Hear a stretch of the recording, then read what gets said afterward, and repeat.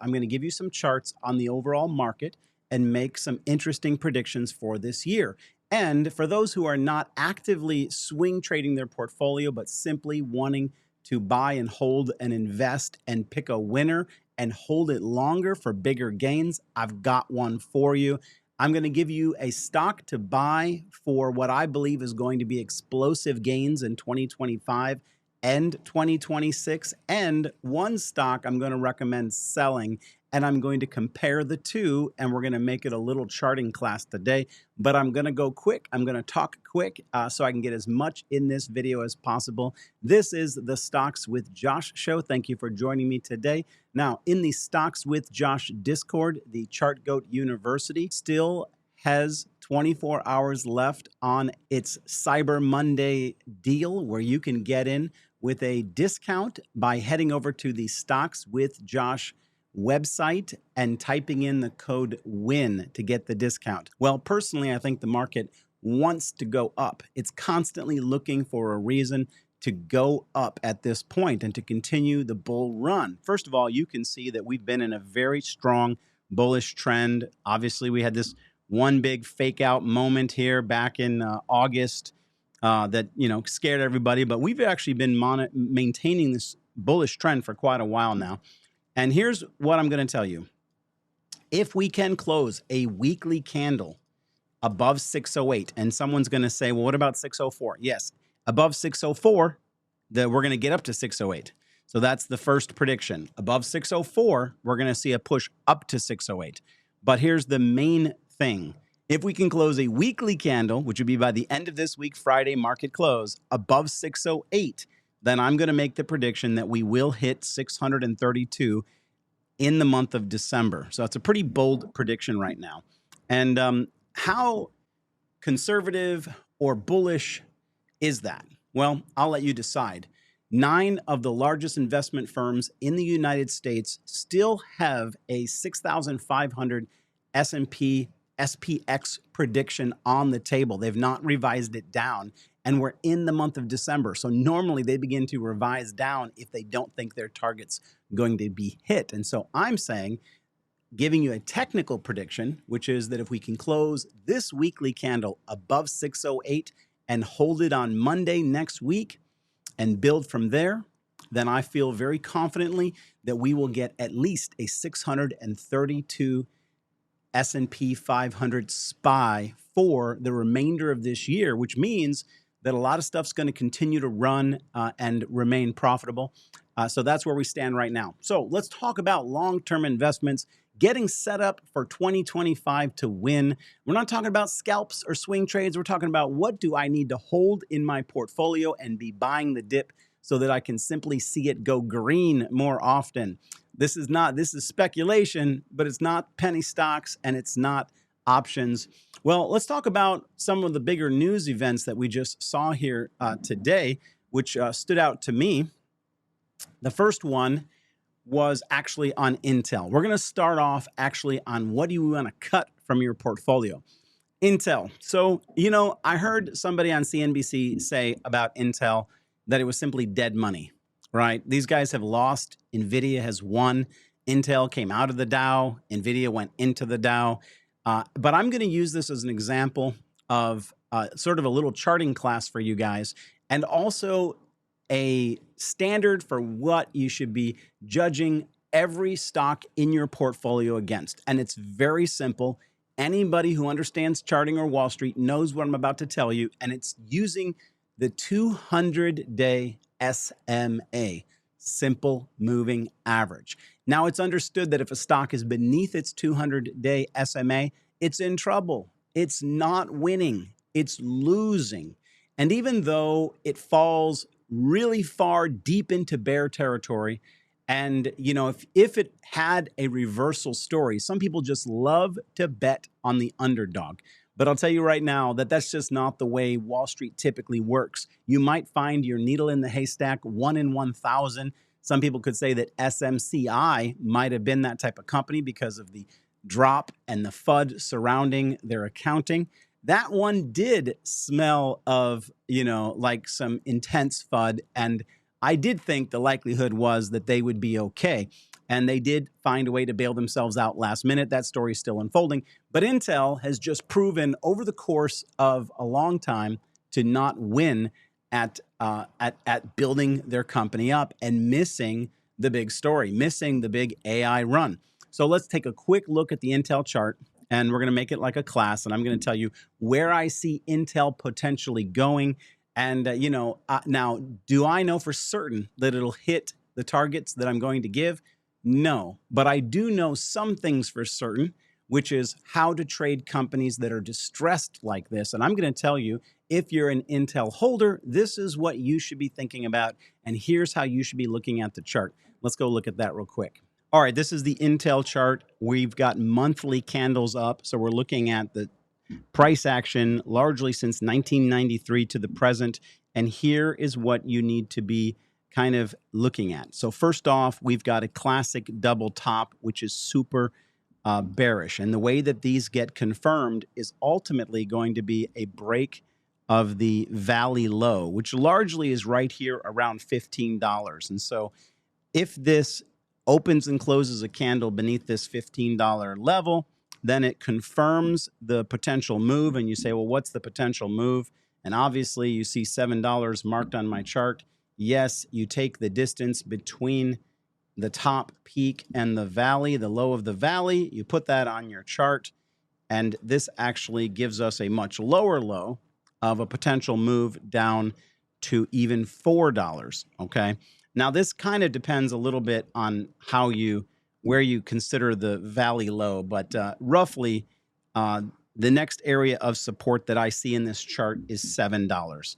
Now, the other thing that I want you guys to be looking at is this 200-day SMA. Go find some charting software and look at every stock on your portfolio. And going into 2025, you want to have a real serious thought about whether or not you should own anything under its 200-day SMA. It simply means that it isn't winning on Wall Street. And if it's not winning now, what are you hoping will happen that will cause it to win in 2025 and 2026? So here's the thing. When this was at $25, I predicted that we would drop down to 19 and bounce. We did that. The actual prediction was $20. I had rounded it up, and we got all the way back to 25.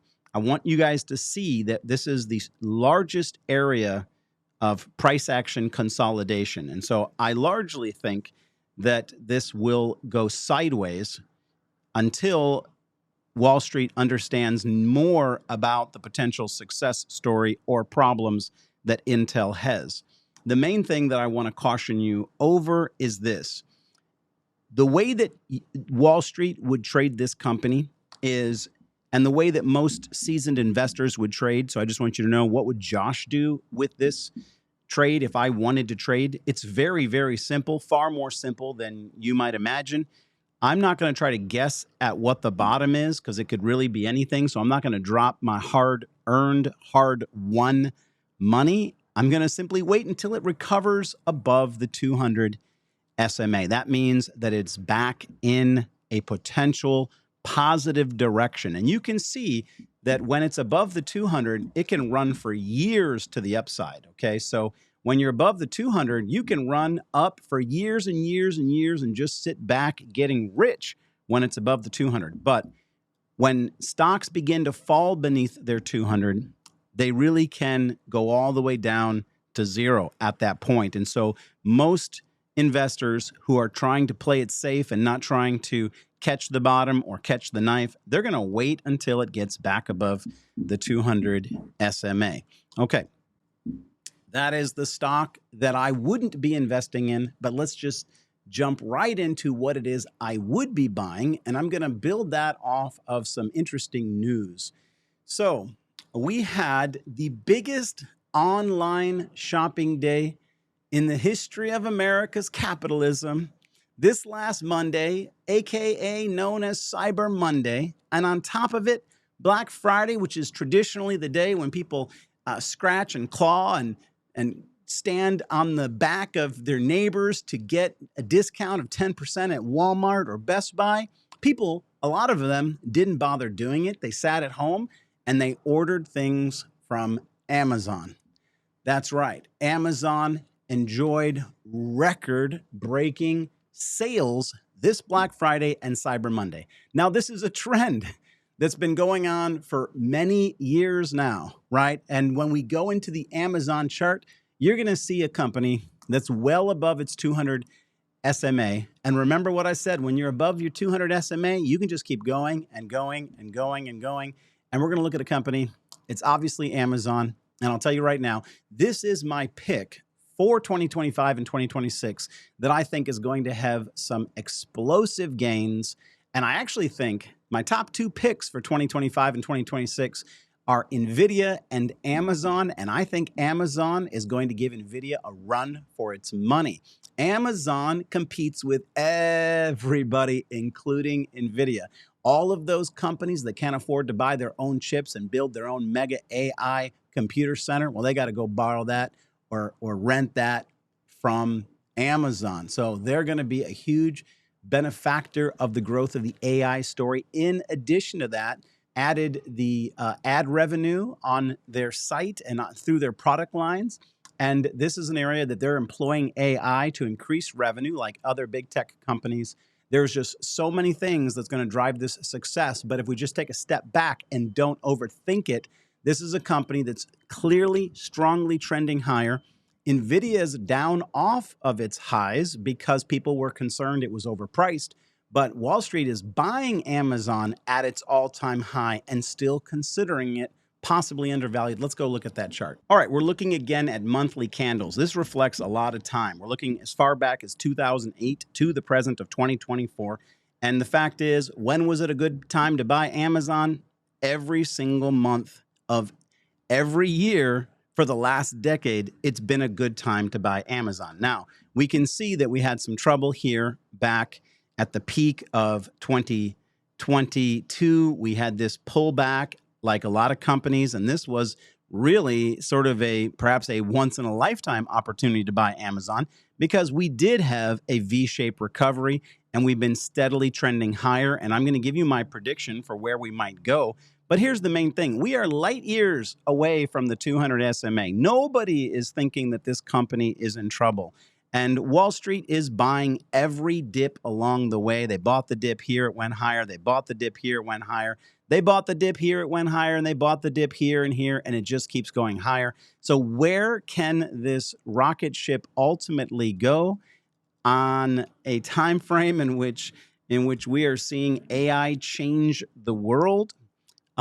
This thing, I believe, right now, I gave you guys, let's go to a lower time frame. Okay, we're in breakout territory. And the very last time that I covered Amazon, I said that if we could get above $202, I said this thing was going to hit 211. Not only did we hit 211, but we're on our way to 214. Matter of fact, we're at the door right now of 214. We're at 213.44. And I would tell you that if we can get a weekly candle, okay, or even a monthly candle, but I would say a weekly candle to close above 214, then my immediate target becomes 226. And if we confirm on the SPY, and that points to us having a bullish December, then I think that we're going to have even a better move on Amazon in the remainder of this month. But let me just be clear. If it pulled back, would it be worth buying the dip? Well, you guys saw that long historical chart, and the fact is that Amazon has a ton of catalysts, and we just heard that yet again, they absolutely dominated in retail sales, the best Black Friday, Cyber Monday that they've ever had before. Now, my prediction for Amazon in the coming years, I believe that no later than 2026, we're going to see a $320 Amazon. And I think that's relatively conservative. It wouldn't shock me, depending on how the markets go and what turn of events occur or any black swan events. It actually wouldn't shock me if we got to 320 in 2025. But today I'm going to give a conservative estimate of hitting it by 2026. Now, there's so many ways of playing that and holding that long term. This is the type of stock that you can dig your teeth into and hold for a number of years and sell covered calls and covered puts against it. And then as you collect the premium, well, then you just simply buy more Amazon and continue to build your position. So there is a pick that you guys could think about, do your own due diligence in the remaining days of December, and consider what type of position do you want to have in this. I consider this A+ leading big tech company.